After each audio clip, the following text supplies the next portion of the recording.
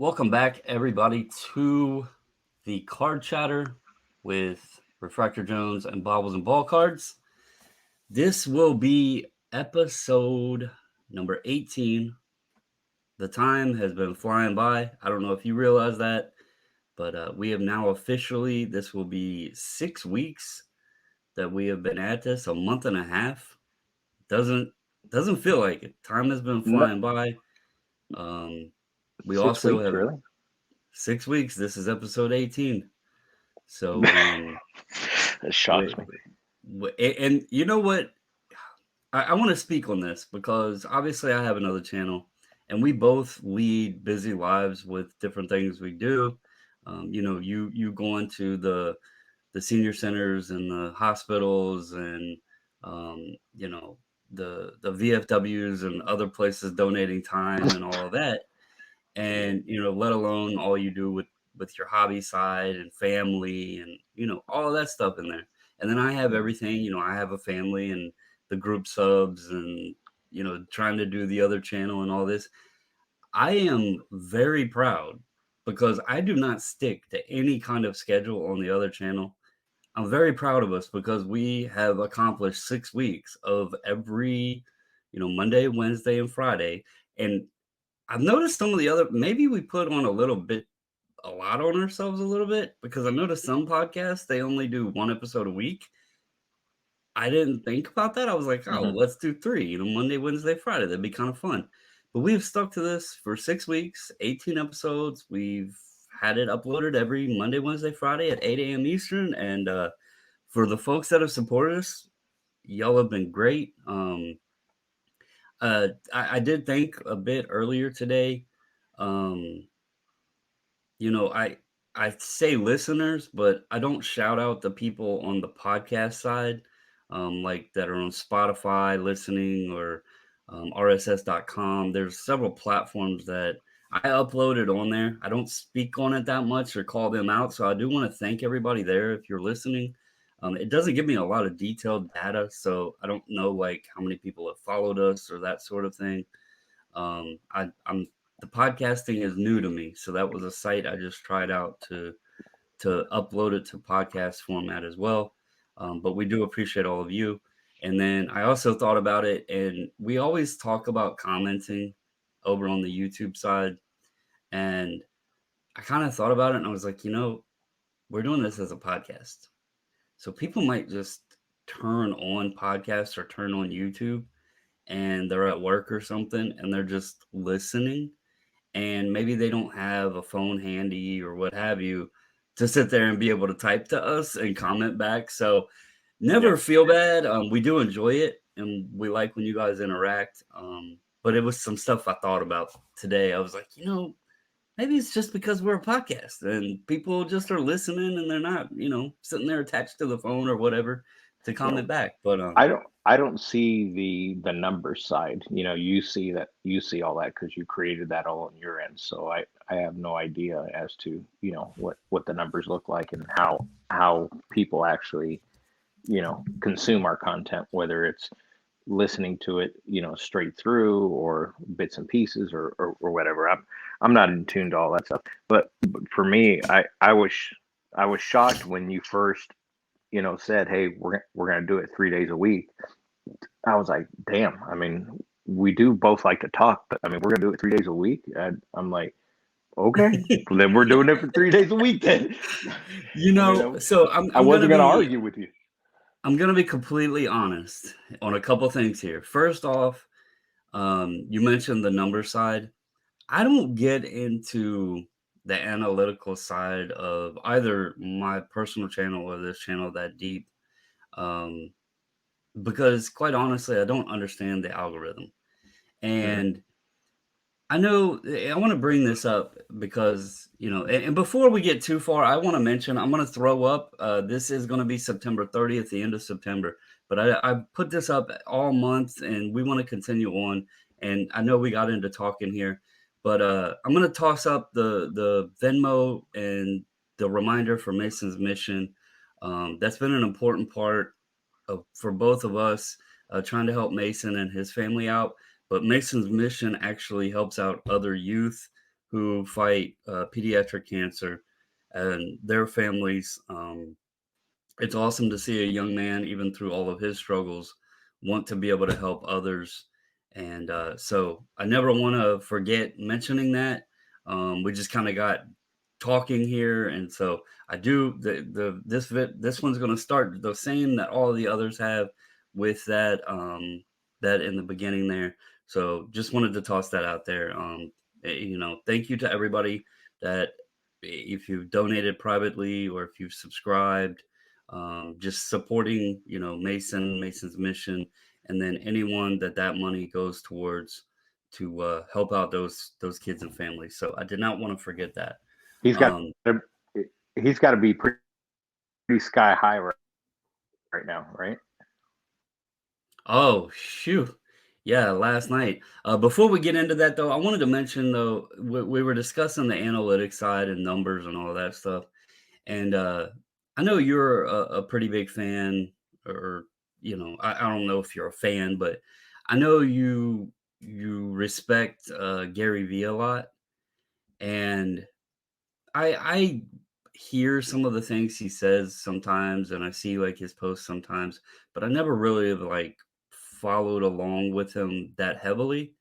But the other day he made a comment in a post, and it was about TikTok views and how TikTok is like the the audience or the growth of TikTok has been so big. And like he was talking to some girl, and they were talking about, how like somebody's video might go viral and then it falls off, and they may only have like one opportunity or something like that. But he said Hmm. something in there, and this like really hit with so much truth to me on both ends of this. We do this podcast because we like to talk the hobby. We get along great. We don't see eye to eye on everything, which is perfectly fine in this hobby, and that brings it, you know, attention to just our discussions, because it shows that you can disagree but also discuss and enjoy the hobby together. So, but he mentioned something that said, you know, um, and I'm not quoting this word for word because I don't have it up in front of me, but it was to the effect of continue doing what you're doing, because if one person, think about what you're doing for the people that are consuming your content, not what the algorithm is doing for you, is Right. basically what it broke down to. And Hmm. I took a lot away from that one little sentence, because it's true. Like, I don't get a ton of views on the other channel or whatever, and I've always had in my mind, even when I've been frustrated, something that picks me back up and keeps me going is if I'm doing something to, whether it be entertain, share information, or educate somebody in some way, or, hopefully tell somebody they don't, something they don't know. Um, if one person gets something from that, then it was worth my time. And that kind of like it resonated really heavy with me. So Yeah. as far I'm as the I'm analytics go, Yeah, I'm not a fanboy, of anyone for that matter, but I respect Gary because of who he is. Yes, he's done well for himself, but I don't look at Gary like that. I look at Gary just being Gary. He's just an ordinary guy, and he's a good dude. I've been around a lot of people that are okay, famous people. Who cares? They put on their pants the same way as we do. I mean, it's no different. I've never treated anybody with stardom and say, "Oh my God, you're this person," or I got to back down to your feet. No, you put your pants on the same way as I do, and we go to the bathroom the same way in the morning. So there's no difference. We're the same people. But for me, for Gary, I appreciate that because of his status where he's at in life, and he has the financial means to do what he does. He puts his money where his mouth is. Yeah, I mean, he does help out other people. He does have businesses. He's an entrepreneur. Big deal. I don't fault him for that. But he helps a ton of people, and he does a lot of stuff quietly. And that's where that recognition comes in, and that validation, and it's all within ourselves.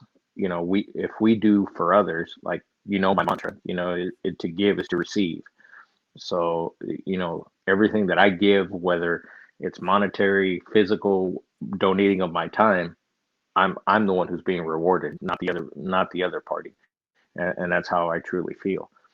So, I Yeah, mean, and you mentioned the analytics thing, and again, I'll yeah. reiterate, I'm an idiot when it comes to the algorithm.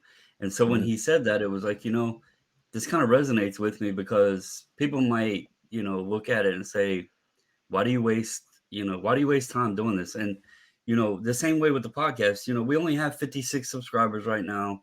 We only get, 30, maybe 40 views on YouTube, and I don't understand the numbers they give me on the podcast side of it, but it says we've had like 200 listens on the podcast thing. I don't know how it breaks down exactly. The Yeah. data on there isn't too great, but the important thing is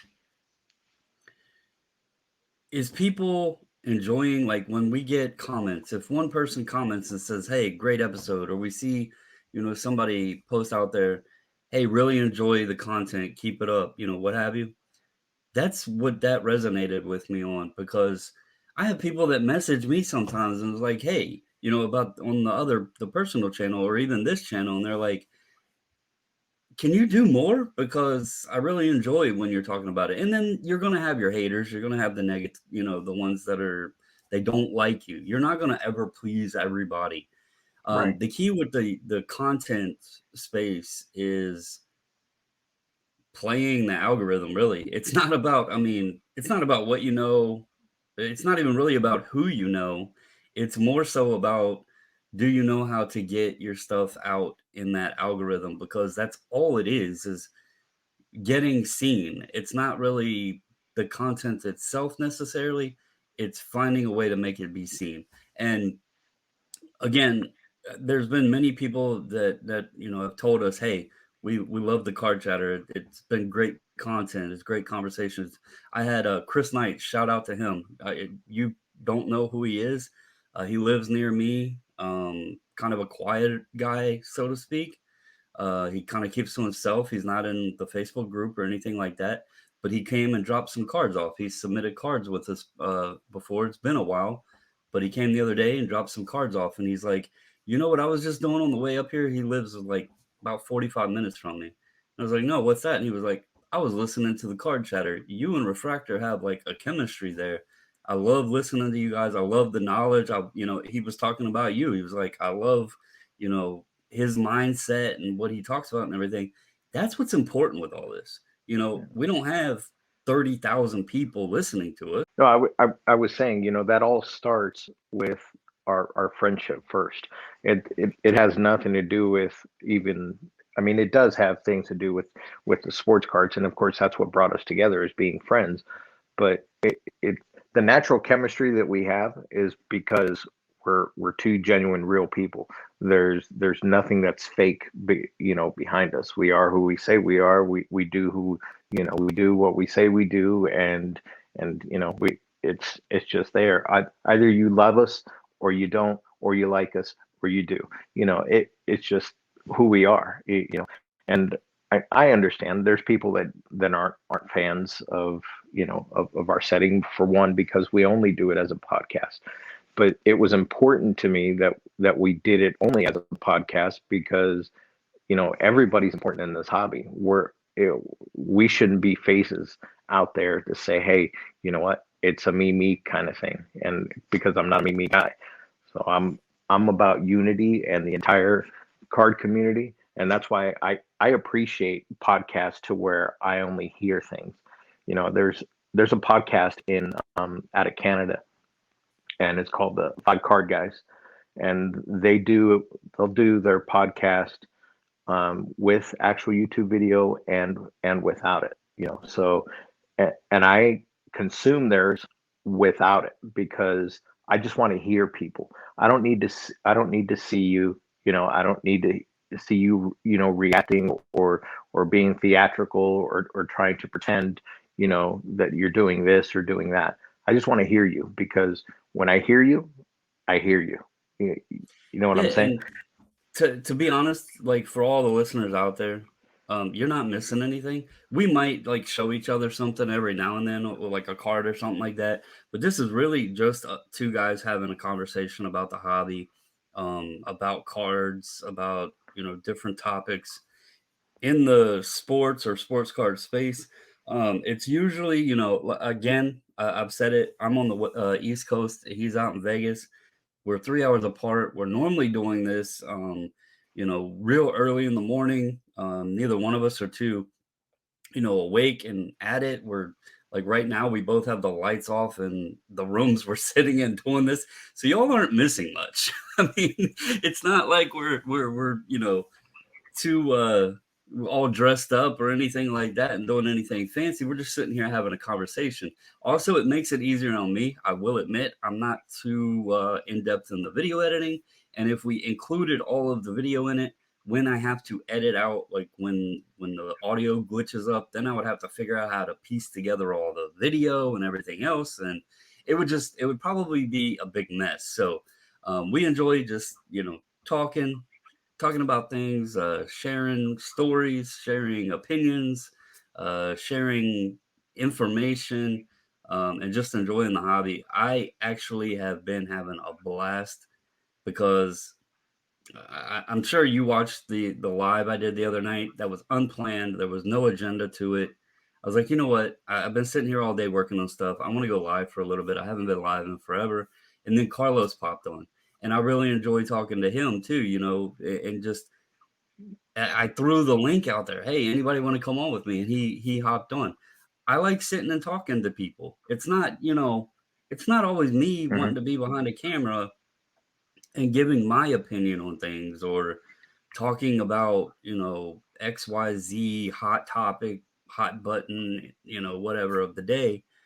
I like getting on and just talking to people, with people about the hobby. I think it's one of the funnest parts about it all.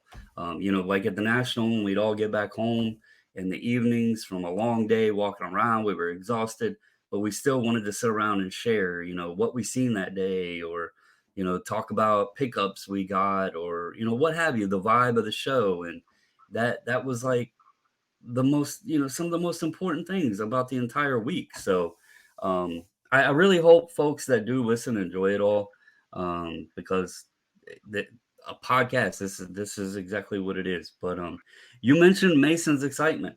We have we have had one crazy, exciting, unexpected MLB baseball season.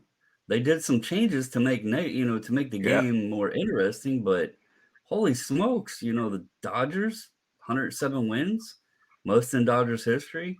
Pujols hits number 700. Um, and then some guy hit 61 last night. He, now Yeah. eh, I'll go ahead and say this. Um, James Gillum, he's a big Yankee fan. He texted me as soon as it happened. I made a post in the Facebook Hmm. group. There was some other posts, conversation about it.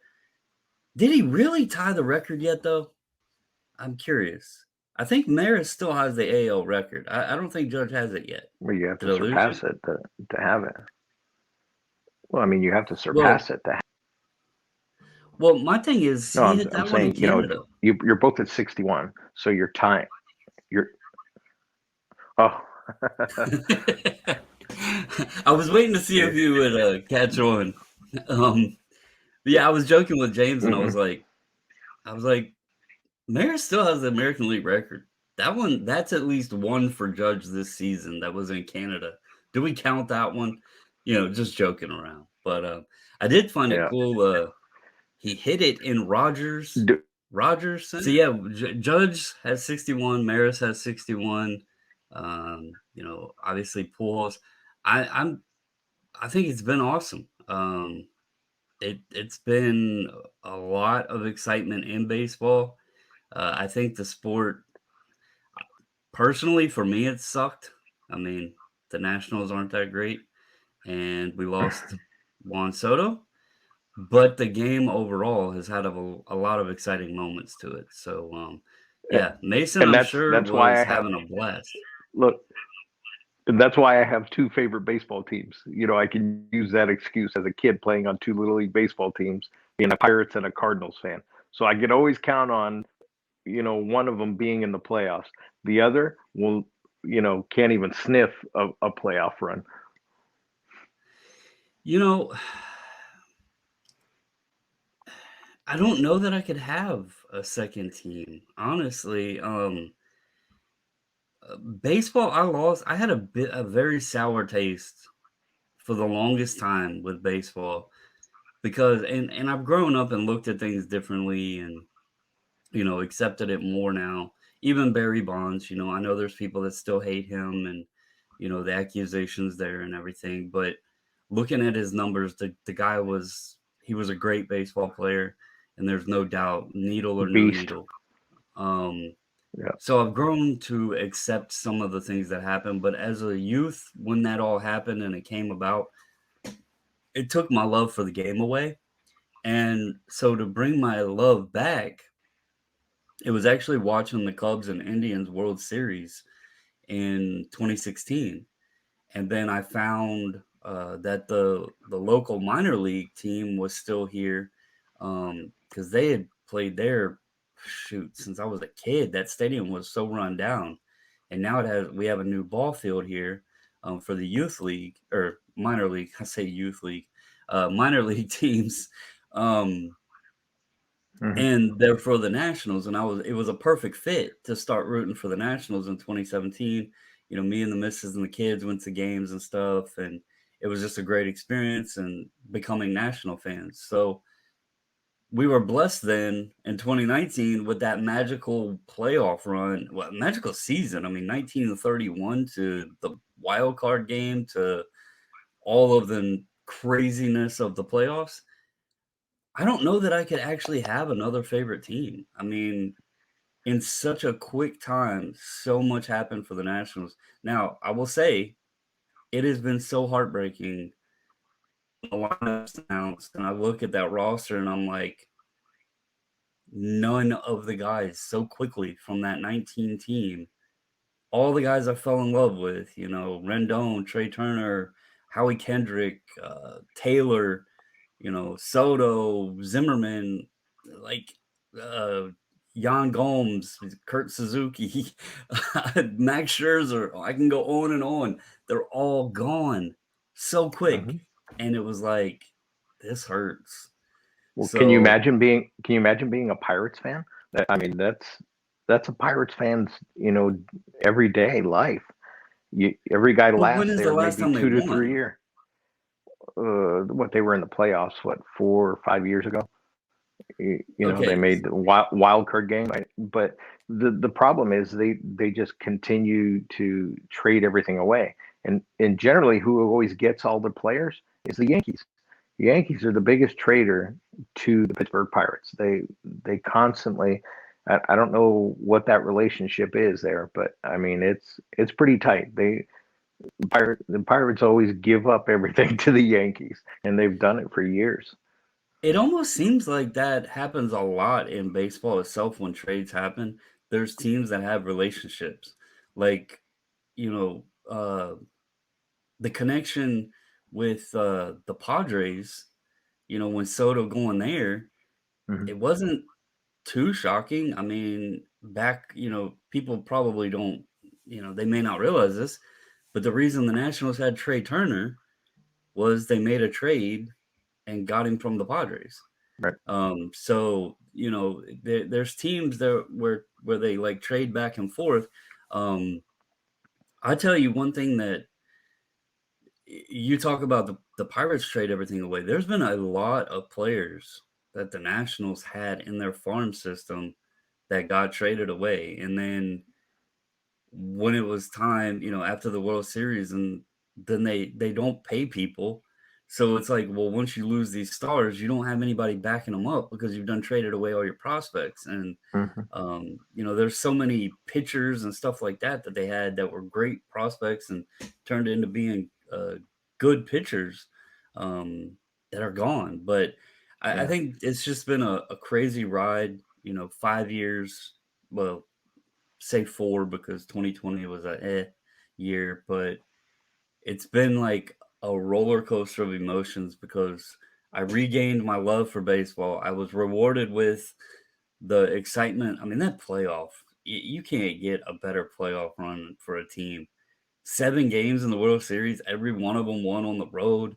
Yeah. What was it? 7 times or 5 times? I can't remember exactly. But it was like a large number of times they were down after the seventh inning and had to Mhm. make a comeback in an elimination game to even hold on. So the excitement of all of that, the being at the wild card game and that the emotion of that, that was just insane. And then experiencing the parade, me and the missus went up for the parade. We went to the Winterfest. They had a lot of stuff there. They always do this winter celebration. Yep. Um, to now being looking at the roster and we're like, I don't even know who these guys are. Yeah. Like part of the amazing thing with having the minor league team so close is we can watch these guys like Victor Robles, watching him go from single A to World Series champion and follow his career. That was just such an amazing experience. Yep. And so yeah, it's been awesome. I just don't know that I could. I don't know that I could. I'd have to look. It would take me diving into. Yeah, it would be difficult. It See, would I be feel really difficult. I feel that a lot of people will, they may be loyal to one particular team, but they will gravitate to another team now because of the way free agency is so structured, and everybody jumps ship, so frequently. There, even for us as fans of the game, it's hard for us to stay consumed with one team anymore, because if we really did like a Juan Soto, and Juan Soto, of course, moved on to San Diego. Well, so we're going to hate San Diego now because he's there. If I'm a Juan Soto fan, I'm a Juan Soto fan. I mean, that was the hardest thing for me to do with Keith Hernandez, because when Keith Hernandez left the Cardinals and went to the Mets, it killed me. I was devastated. And then the same thing like Terry Pendleton when he left, and he ended up going to the Braves, leaving the Cardinals, killed me. It's just those. It's tough because you love these guys so much because you get attached to them. But in this day and age, in baseball or any kind of sport, really for that matter, free agency really tarnished the aspect of loyalty to a team. We can no longer be loyal to one team. Well, I mean, I don't see, feel we I can. I experienced that in the '90s, like from my youth. I've shared it before the story. I was a huge Shaquille O'Neal fan. Loved Hmm. Shaq and Penny Hardaway, and I was a big Orlando Magic fan. But I started following Shaq when he was at LSU and his little silly rap stuff when he did the video with the Fushnikins and you know Shaq Fu. Shaq Fu. I had all the cassettes. I had the Do you CD, have everything. Do you have all the Um, classic cards? All the classic Shaq Fu cards? I had keyword is had. Hmm. I had an entire binder full of nothing but Shaq cards. Like any Shaq card I came across, I had it. Um, but I can still to this day, because it resonated, it hit me so hard. And this is, you brought up the free agency thing, and I know we just jumped from baseball to basketball. But it hit me so hard because he went to the LA Lakers, and any listener out there can look this up to confirm. This is why it hurt me so bad. It was July 14th, 1996. And I know to this day what day it happened because it was my 16th birthday. Oh, they I it was crushed you on it your crushed birthday. me. It crushed me. It did. And if you notice, like, it was either the last episode or, within the past couple episodes, I mentioned Kevin Garnett and Stephon Marbury. Yeah. Um, you mentioned having another team, and you said, you could still be a fan of the player. I could not be a fan of the Lakers, not because, Shaq went there or whatever. I didn't want to be looked at as a bandwagon fan. Right. He went to, one of the premier teams in the NBA. And if I had said, oh, well, now I'm a Lakers fan, I didn't want that. I didn't want to be a bandwagon fan. Hmm. And so, to be honest, even today, that transition hurts so much that if I'm hunting for Shaq cards, it's very unlikely. It has to be a really cool card for me to buy it with him in a Lakers uniform or a Miami Heat uniform or a Phoenix Suns uniform or a Boston Celtics uniform. I'd Yeah. mostly stick with Orlando Magic. Yeah. I discount the Boston uniform and the Phoenix Suns uniform. I mean, I can't. They just don't resonate for me. The Yeah, Orlando and the LA, yeah, because I've been a Laker fan since I was a kid, but and that's old Showtime Lakers and through the Kobe era, through the current era, I I haven't been, and you know why. But I've never understood why how people, and I don't like LeBron, and people were burning his jersey and stuff like that. That's what I mean about about your loyalty to a player. It hurts. mhm. It cuts deep, man. It cuts deep. I mean, I I was laughing at the whole time that was happening. When he went to go do the Banana Boat series and stuff. But I I didn't care either way. I wasn't. It didn't affect me. I just sat there and laughed the whole time about it and stuff like that. But I felt the pain, man, for those people because they truly loved him. You know, yeah, so again, that's how much it hit me, like, and I tell you, like, so as a teenager, I'm not, ashamed to admit it. I worked, flipping burgers at McDonald's. It was, close to home, and dude, um, and you were I eating good. well, I would create my own sandwiches. But Ah, no, like it was walking distance from the high school I went to, so in the evenings after school, I could just walk over and go to work. But I still remember I worked on my birthday that day, and the McDonald's, they used to have those stainless steel counters, and you'd have the registers there, and at the corner of the counter, they would have that plastic display with the USA Today newspaper in it. uh-huh. And it was always next to the opening where the employees could walk back to the grill area. And Yep. when I walked in and I seen that newspaper, and on the front of that newspaper it says Shaquille O'Neal goes to the Lakers, my heart sunk.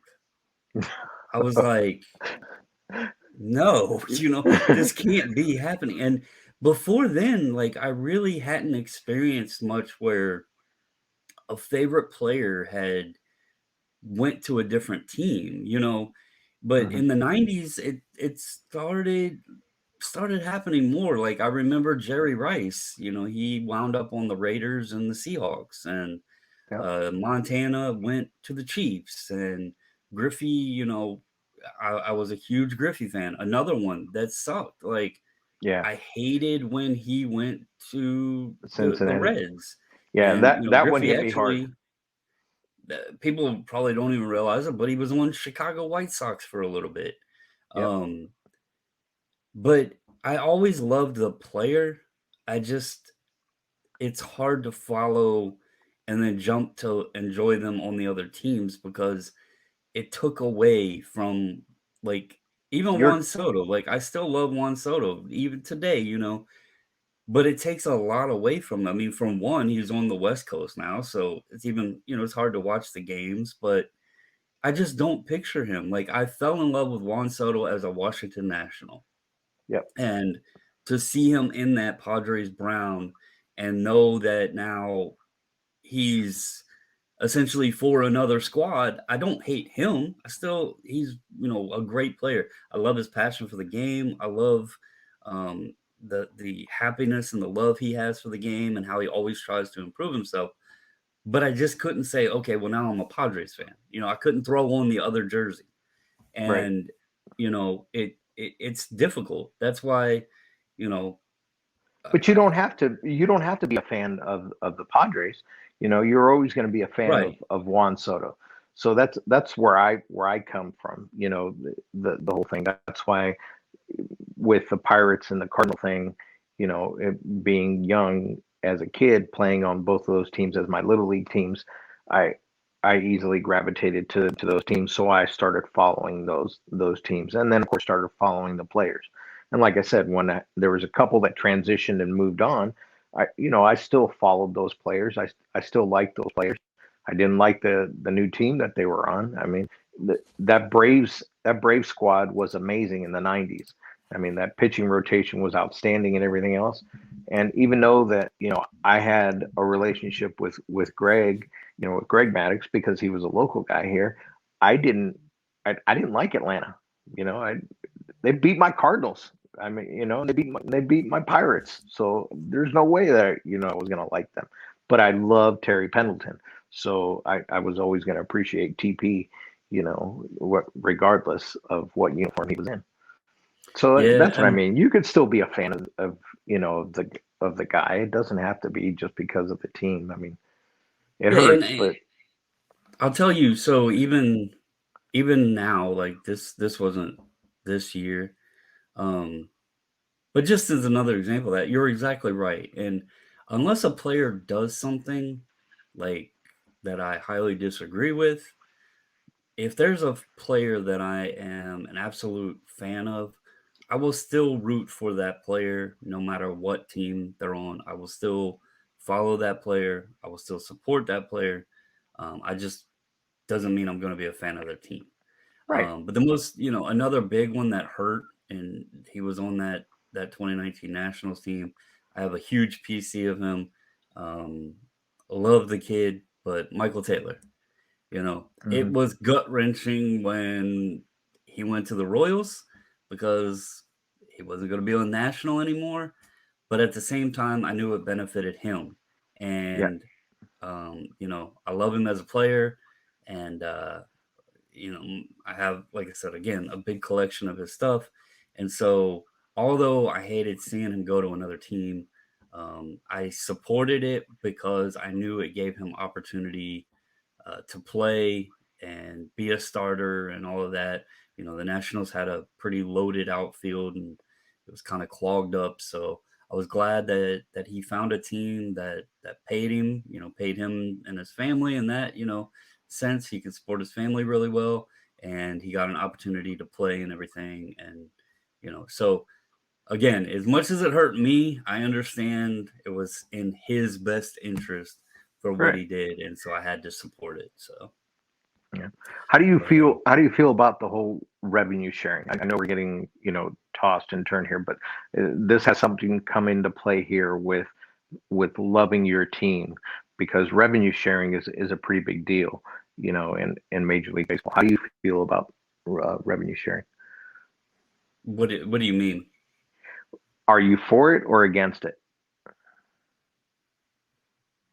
Mm, the revenue share. I'm not sure what you're speaking on though. On like So, what terms of the revenue re, sharing? well, revenue sharing, as far as the money that's dispersed between the teams. So if the Yankees are making X amount of money, they have to kick X amount of money down to all the lower tier teams to bring up their initial revenue sharing, their numbers up. Oh, I hadn't heard about that. Is that something that they're going to start or? No, it's always been in play. No, it's basically that's what the luxury tax is in play for. Well, It then okay. So why just? I mean, maybe because I'm a fan of a team that is very cheap with their expenditures. That's why I didn't understand it. Because the Nationals are owned by some very wealthy individuals, and mhm. they refuse to pay their players any money. Yeah. So yeah, I didn't Yeah. I Look, didn't realize you got that. you got Cincinnati, who's always in the basement. The Pirates are always in the basement. Um, Marlins, the Marlins are always in the basement. Tampa See, Bay Rays. right. So all this money that all the higher teams make, and this luxury tax that's imposed on them, for salary caps and everything else, that becomes revenue sharing, and it gets kicked down to all these small market teams as as an equal portion. So everybody gets a portion. It makes no sense that, let's say a successful team like the Yankees are spending above the salary cap. They have to kick down a luxury tax and revenue share to a team, a small market team who doesn't fill the roster, who doesn't cap out the God, just it makes me. I'm going to put it in simple numbers. And the Pirates are making $3 away from you because we're going to kick that down to the Pirates to help them out so they can fill out their roster. But they're not doing it. They're not paying the money. You know what I mean? They're So not paying their players. They're cheap as so they're pocketing that money. They're not even paying the yeah, I players. mean, I I don't like how teams can spend, and then just pay a fine essentially because they're putting together a roster that is above the cap. I think the cap should be the cap no matter what. I think it takes away some of the strategy involved with allocating, say, I'm just going to throw this out there, but say you have $100 million cap to build a roster within that 100 million, and then that's it. Like you can't exceed that. I think that should be the rule. I don't like how, well, if you want to spend more and pay a penalty tax, then you can go buy whatever players you want. I don't agree with that because what they're making that money back because having a successful team obviously brings fans to the ballpark. You got the ticket revenue, you got the merchandise revenue, you got, you know, the the food and drinks and the beverages and parking and transit and all this other stuff is benefiting from this. So even though they're paying this penalty, they're probably making that tenfold. The other teams, on the other Hmm. hand, you know, I almost attribute it to like college football in that sense, if that's how they're playing it. Now, obviously, players today with the NIL rules and stuff, they can get paid now in college. But back in the day, you had the same teams over and over and over again being the powerhouse teams. Why? Well, because they could offer scholarships to the better players or whatever was, under the table or what have you. And then, you had Alabama winning the title over and over and over. Well, how does some small school get a top ranked player away when they have no way to tell them, "Hey, come play for us." Don't go to Alabama where people's going to watch you and where it might help your draft stock to go to the NFL or something like that. So, it was always the rich got richer. And in a similar sense, you could think of it that way with baseball. The Yankees or the Dodgers or any other team that's just buying their teams and paying that penalty, it's essentially the rich get richer. They were affording that money that they're paying extra, and sure they're getting penalized for it with a luxury tax, but they're getting the players. They're same teams every year being successful. That's why I like that a lower team if they're having a great season. I like Yeah, that the that's Tampa Bay Rays have been competitive with a very low salary. That shows they built their mhm. team, off of talent and not just dollars. Yeah, right. But I mean, when you're a Major League Baseball team, you have every amount of opportunity to do exactly what somebody else does. It's just about whether you, like you just said, put your team together better, make sure the chemistry is right, and and hope to hell that you can strike some lightning in a bottle, with a player or two. But when you have your entire roster, and I'm speaking of the Pirates, the entire Pittsburgh Pirates roster, their salary, you can add it all together, and one player on the Yankees is making equal to the entire salary amount that the Pirates are spending throughout the year, and it's the same. Yeah, so I mean, in that sense, if the team like a Yankees is paying a luxury tax and that goes flooded down to the lower level teams, and then they can use that money to pay the roster, but they're not. I don't agree. As a Nationals fan, again, I just sat here and talked about how I've watched a World Series team get imploded so quickly, and it was mostly due to the owners that didn't want to pay. And I hate that side of it too.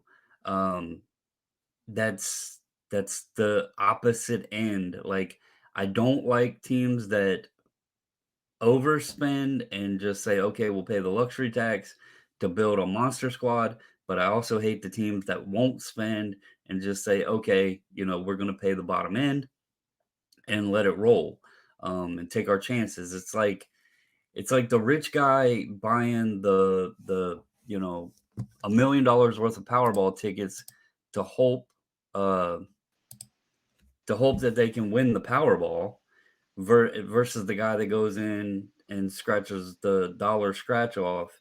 You know, they both have a chance at winning. It's just which one of them Right. wants to spend more to win more. And Yeah. I don't like either end of the spectrum. I wish there could be Or lose something more. fixed. Yeah, or lose more. Because just because you buy the best team doesn't mean you're going to win. But it's the same way, like I was comparing it with college Right. football. I hated how you know I I enjoy the competitive nature of college football. Um, but at the same time, I there for a while, it seemed like your top recruits every year was going to the same school. And why? Because that school had more to offer them. Hmm. So it was hard for a smaller Yeah. school or a underdog type school to get better recruits. So, you know, I'm one that I enjoy rooting for the little guy, and so to speak. Um, so I don't again, that's why when Shaq went to the Lakers, I didn't just say, "Hey, good for me. I can be a Laker fan now because I've always been a Shaq fan." I didn't do that. I was like, "No, I don't want to be a bandwagon fan. I'm gonna, I'll still like Shaq. I'll support Shaq, but I'm not going to root for the Lakers just because Shaq went to the Lakers, right?" So yeah, I can disagree with both ends of the spectrum there. Um, so yeah. It's kind of the same way with cards. I mean, we talk a lot. We're obviously a sports card Right. channel. It's no different than the rich guy buying the $1 million Justin Herbert versus another guy buying one for $5. Right? It's still a Justin Herbert card. It just different ends of the spectrum. I guess if a team wants to pay the penalty and that's how they feel the need to win, then so be it. But sometimes I don't even know that if they're paying for the victories or the W's. Obviously, that's the end goal. But I think a lot of times, like a team like the Yankees, they know they're so popular, they have to have names of players, the popular players to put asses in the seats. And Yep. same way with the Dodgers. It's You not got the celebrities going to Yeah. Dodger It's not the games. tick. They don't want to Yeah. go. They don't want to go Yeah. watch a AAA roster. They want to watch the good players. No. So Right. It's crazy. yeah, I mean, I actually figured it out. Even the minor league game now that we got a new ballpark down here and it's real like high tech and fancy. Um, Me and the missus were talking about it. We used to be able to go to a ball game. Ticket was like $8. You go in, maybe spend $20 in food and $5 to park. So we could go to a game for, me and her and the two kids, um, you know, roughly $60 to go to a game. Me and her go to a game now, and we're spending over $100 between parking, the tickets, and the food. So it's kind of crazy now. Um, Okay. Yep. um, so yeah, again, I get it. Teams are going to pay, but I don't like the cheap owners, and I don't like the ones that pay for the W. So I like watching the underdog win. I don't know if you've seen my post. We'll jump off to another topic here for a little bit. I did you see the Mark Zuckerberg card? Well, it's still a baseball card. Yeah, that's ridiculous. I don't know if you've seen my Okay. post. A Mark Zuckerberg Little League baseball card. It was signed by him as a youth, but I don't know if the autograph took any weight into the price because it wasn't like the autograph. I don't know. It was a big jumbled mess. I don't know how the card even was slabbed. Honestly, that one kind of confused me. But anyway, it was a 1992 Little League Mark Zuckerberg baseball card. I don't know official number off the top of my head. Probably like 122,000 with the buyer's premium. It was 105,000 plus 15% buyer premium. So you know, just over $120,000. No, not graded, just authenticated. Um, and a little league baseball, like I made jokes about this, but legitimately, like it makes you wonder now.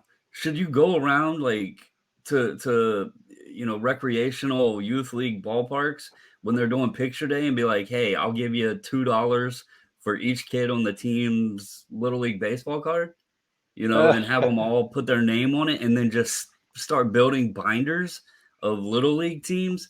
Because you think about it, six figures is a damn good return in 30 years on a little league baseball card. You don't know if any Yeah. of them kids might design whatever takes down Facebook. I mean, Yeah. it's Let me crazy.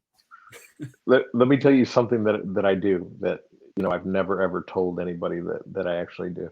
When I buy collections, a lot of times I'll find those little personal baseball cards. They're little league card inside of a collection that I bought, Hmm. and it's little Timmy, little Joey, or whatever.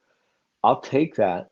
I'll go look for little Timmy and little Joey. I'll do the research on them, because usually the collection's already changed two and three times, hands before it's actually gotten to me. So I'll find it, and then I try to get an address of that player and of that person, and I'll send it back in the mail to them with a short little note saying, "Hey, I You found might this have in a shipped out baseball $1 million card worth collection of that I cards now purchased. and I you didn't assume even that it know was it. no, no. I would have burned that card, No, I'm not saying him. I'm saying but I'll like send it back. if little Timmy's only like Oh, 14 right somebody now else? or something like that, you might Oh yeah. you might be sending cards back that could have turned into six figures. I don't know. Hopefully, whoever bought it is very, very wealthy Yep. and has a reason for it. There was also an NFT. This was part that kind of I think is flying under the radar a little bit. Because there was an NFT sold too, and the Ethereum stuff, it went for 11 Ethereum or Ether or however they say it. At the time that the auction ended, it was equal to about 14,800 US dollars. Now that market does fluctuate, so I don't know how that works out. Like if the winning bidder could wait for the market to downturn so they could pay that 11 cheaper. I don't know how that works. That seems a little odd to me on a fluctuating dollar amount over the course of a day. But anyway, there was a 15% buyer premium attached to that as well. So that went, likely over $15,000. But remember when the NFTs had like a high push? People were talking how insanely valuable NFTs were going to be, and that was like a huge talk for a bit. Um, I thought that was kind of eye Yeah. opening that this little league card wound up going for 120 plus thousand, and the NFT, although it's still a lot of money, only surpassed just over 15,000. So the card like went what, probably 8x more than the NFT did. So I found that kind of interesting. I don't know that we've ever had an auction where physical was matched perfect timing against NFT copy. So that was kind of interesting to see. I am curious if they had separated them and did like one auction and then another auction, if things wouldn't have been a little bit different. But at any rate, the card, the physical copy, was ended up being 8 times more than the NFT copy. What's your thoughts on longevity of it, though? You know, this is a thing that was recently brought attention to, recently brought to market. Do you think it has? I mean, in an overall unbiased, opinionated thought process, do you think this has any future value, like growth to it, or do you think this was, oh, hey, this is Mark Zuckerberg's card, kind of, I don't want to say jokingly because six figures isn't a joke at all, but somebody was like, I have to have this, maybe a couple people was like, oh, I got to buy this from Mark or whatever. And I mentioned he's part of the Billionaire Boys Club, so he's got very wealthy friends and everything. Um, do you think it has any growth, or do you think this was just a one-off happening where this thing is, 120 plus $1,000?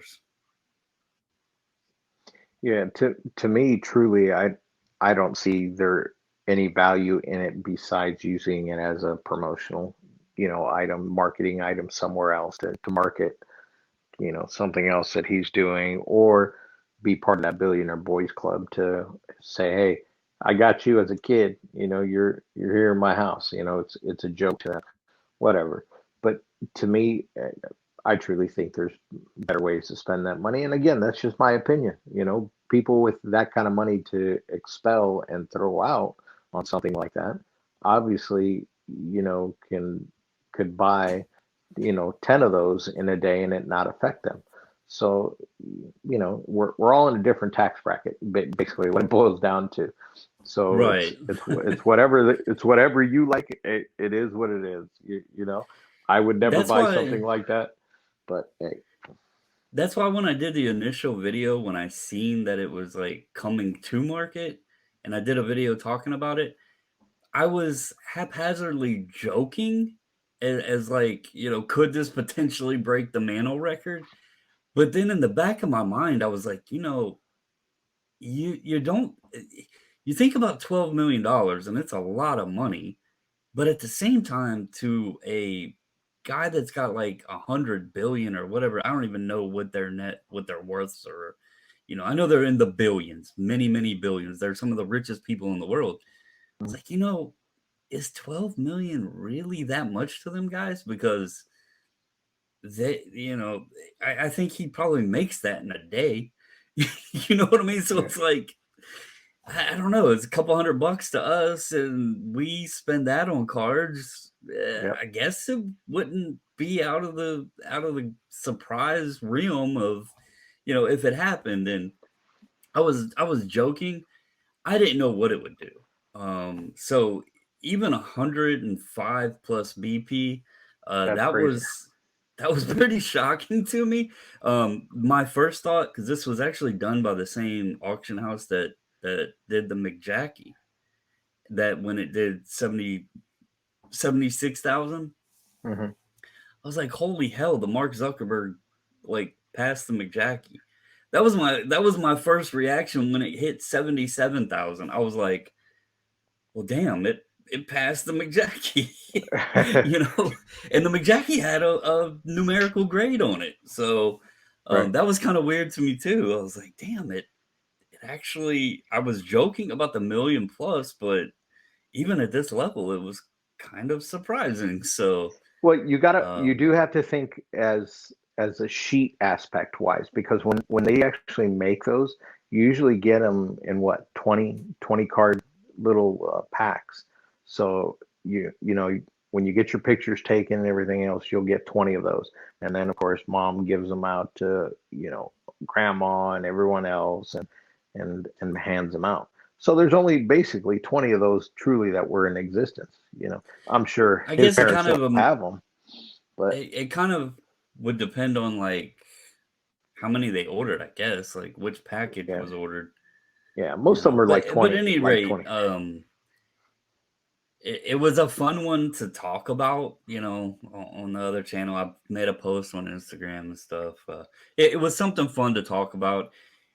Well, realistically, I was more interested in the slab because I still don't understand how they got slabbed. I know it's Zuckerberg, so whatever. I'm sure exceptions were made. And I guess they did have provenance to show that it was actually printed by that company and all that stuff. So that Yeah, does take some account into play, but it was just a very weird scenario. And then yeah. when I'm it not popped dis off above six figures, I was like, well, this is even better, Yeah, so I'm not discounting the novelty, aspect to it, and even the marketing behind it, because it worked both ways, as far as the right. marketing. It helps SGC out, and it also, benefits, Facebook. So I mean, it is what it is. Right. Real quick, because I know we're over the hour mark, but it's Friday, so hopefully folks have been enjoying this conversation. I know you have to get ready to run here in a little bit. There's one other topic that's been floating around, and as a card enthusiast and someone that's been around for a long time, I know you also have information or history, knowledge, whatever, about some things that have taken place in the past that have been looked into. Just a quick little opinion or um what have you, because I don't want to go too deep into it. There's been a lot of talk about the cleaning of surfaces and like gunk off cards, or this card care kit that's been floating around and that sort of thing, and whether or not it should be allowed, should be accepted or not. There's been comparisons to the comic book market. I'll give my take on that end of it, but I want to hear your opinion on this first.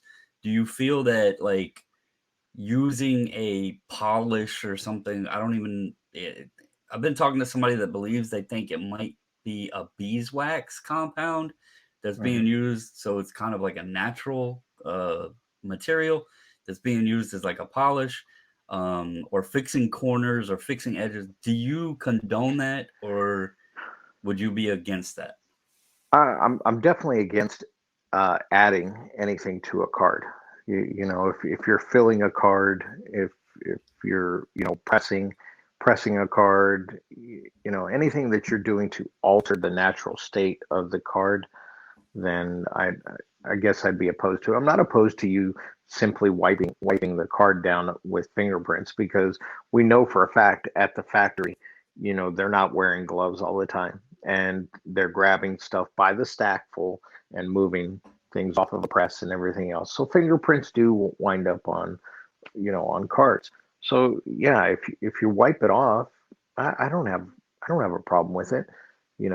What's the long term effect of you adding something onto a card? When's it going to start yellowing? When's it going to start turning brown? When's it start failing? Because none of that stuff is always going to stay on there and stay intact.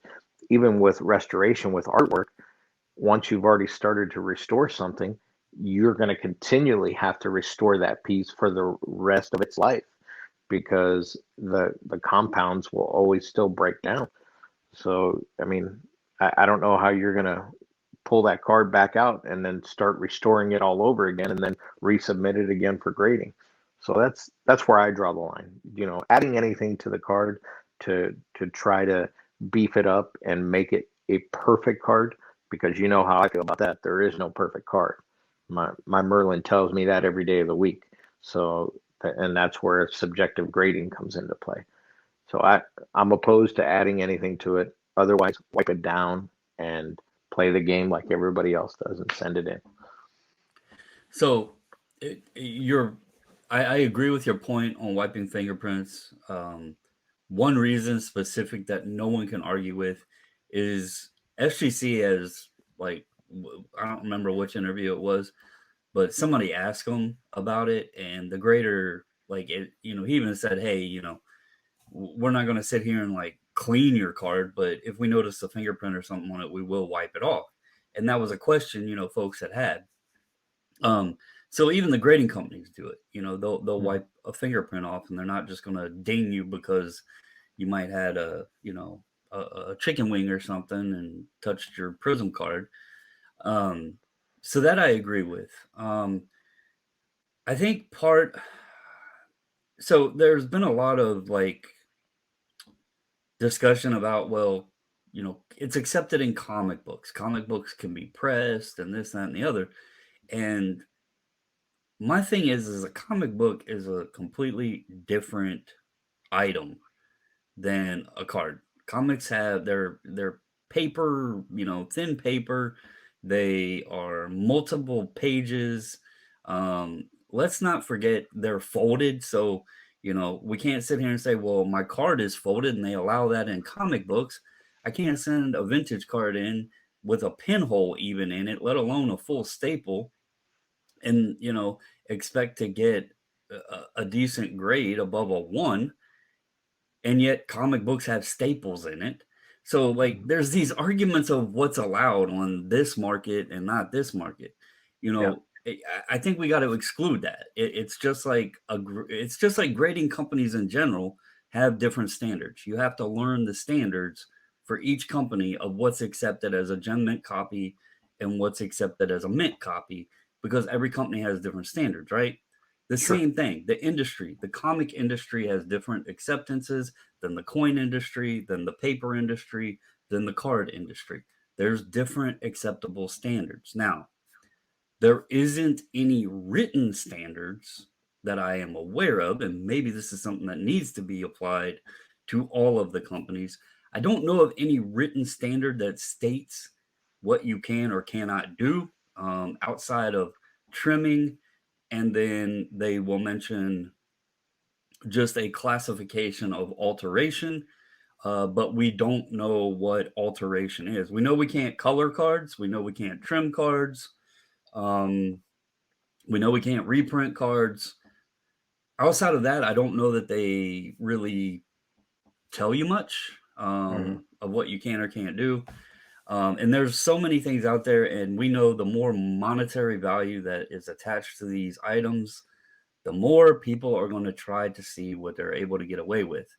Yeah. Um, But Personally, don't you feel that in like in a comic book, when a comic book gets, recolored, or, the staples have been pulled, and then everything has been reset to align the book, whatever is done, to rebordering the spine, all that kind of stuff. Do you not feel that that's going to break down in time?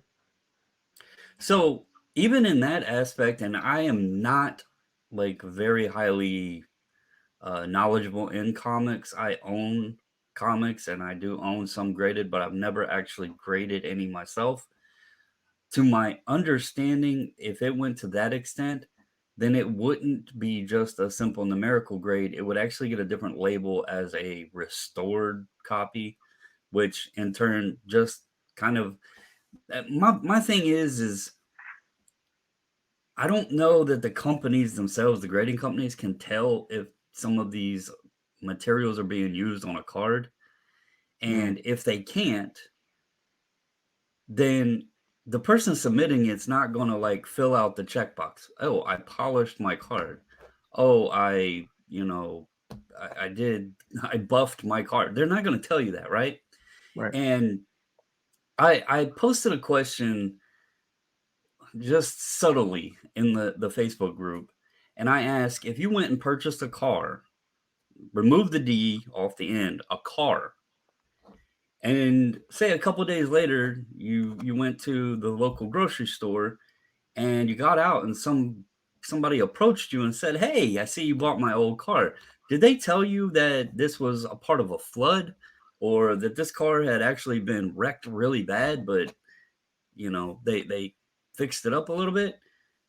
And you were like, "Nah, they didn't say anything about it."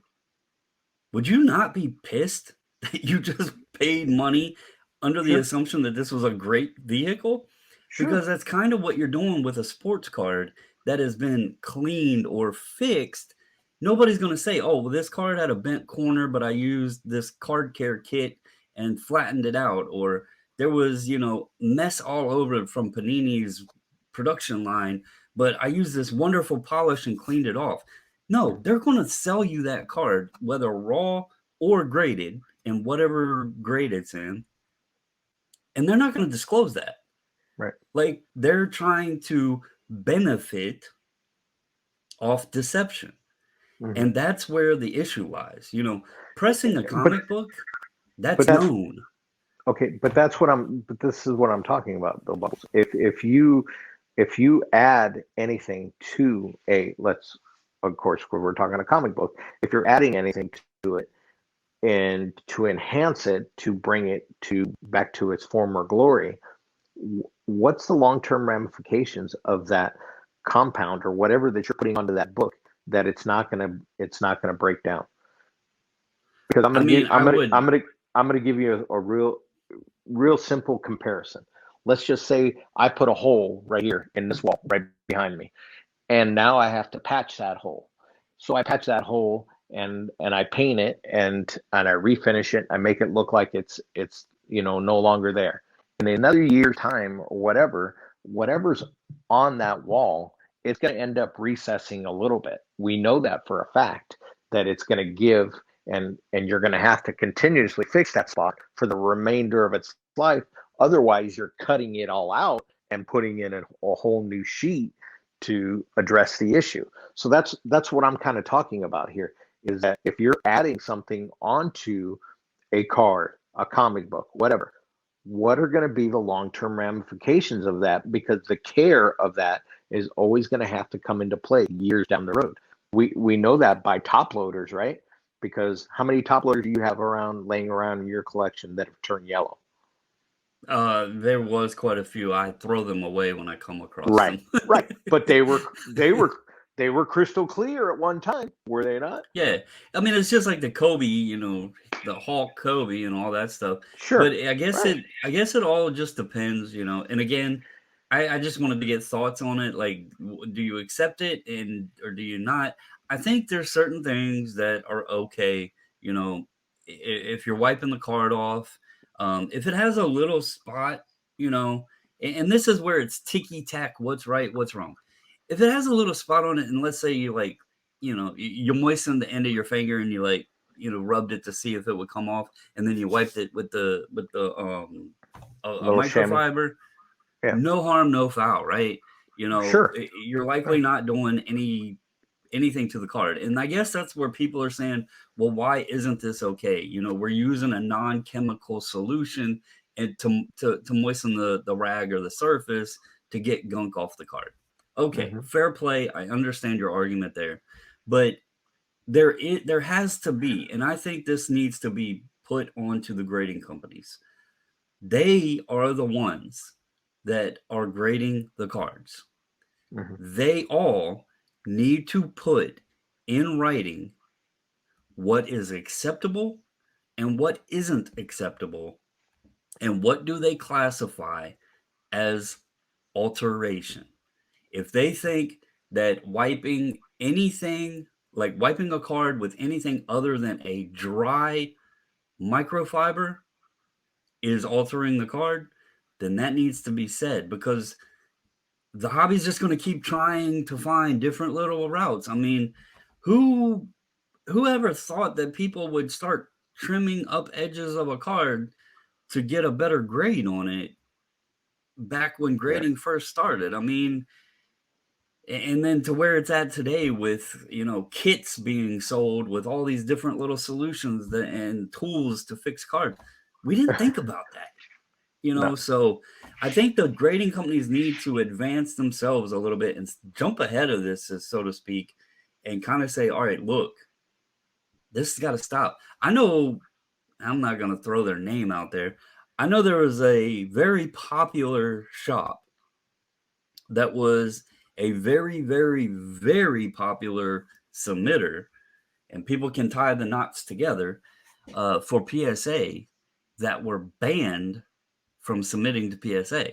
There was other submitters that were also banned from submitting to PSA because of the accusations of cleaning cards. Now, Mhm. I don't know in depth of what the cleaning was entailing, but they were banned from grading with PSA due to cleaning cards. So Mhm. obviously there is something there that the grading companies find as being against the rules, against the law, and PSA is before, thrown the book at certain submitters. But I think we do need some standards out there to say this is acceptable, this isn't acceptable. You risk being banned from submitting with us if you partake in this route. And I do feel, we sit here and say people on eBay that don't pay for an auction need to be banned. Well, if people are altering cards, they need to be banned. Yeah. So we need a blacklist out there. Yeah. But anyway, I just So wanted to get look, some thoughts on it. so are you familiar with like the '05, '06 Topps Chrome, whether it's baseball or basketball? You know how they sit there and they bow, and they look like a Yep. horseshoe. The card, well, It a doesn't lot of affect the grade. no, it's not supposed to affect the grade because it's a natural defect in the card within Hmm. itself, right? But now I, of course, because I have a lot of refractors, I have some that are absolutely flat, perfectly flat. Hmm. And people are like, how the hell did you get those that they're perfectly flat? There's no bow Heat. to it at all or whatsoever. I said heat. Somebody put an iron on that. They put it in between, a Yep. towel, heated it up and pressed it down, and they're like, what do you Well, mean? And I'm like, well, I can see it, because some of them will have still a surface wrinkle or something on it because the iron was too hot or they left it there too long. And, I mean, there's they little may not tells have even that are had to there. do that though. I've noticed some uh, that if they've been in like a sleeve and a top loader, they're kind of a pain in the ass to get out of the penny sleeve. Yeah. But if they've been sleeved and in a top loader, and then if they were stored in an area that may have gotten, higher than indoor temperatures or something like a storage unit or, something like that, a garage, those will be flat too. They'll have a more sturdy, uh, um, appearance to them, so to Mm. speak, and they're not that bowed curved look. But yeah, I Right. knew I knew what had happened right off the bat because I've seen that myself with heat. Right. It does it with the newer stuff too. If they get Yeah. hot or something, Yeah. The they'll panini start cartridge. flattening out. Yeah. So, but anyway, I think we've had a good Friday convo. A little bit of a mixture of topics here. A little bit just open discussion as always. As we started this off, the whole discussion this time, just talking about how we enjoy talking about the hobby and you know just different things. I thought it would be fun today to kick out a relaxing Friday episode. Just touch on a few things, and I hope everybody enjoys it. Hope you all have a wonderful Friday. Hope your weekend is very blessed. Again, I didn't mention this earlier. If you were down in the Florida area or in the southern eastern coast area, um, thoughts are with you. I know they said that I might have a pretty wet weekend up here. I don't know that it'll be much on the wind. Just have to see what direction that the storm decides it wants to take. But for everybody out there, please stay safe because that was a pretty nasty one that came and hit everybody. So, but hope you have a blessed weekend and enjoy the show. Tune back in on Monday. And as always, thank you, everybody. I'll see everybody at the industry summit.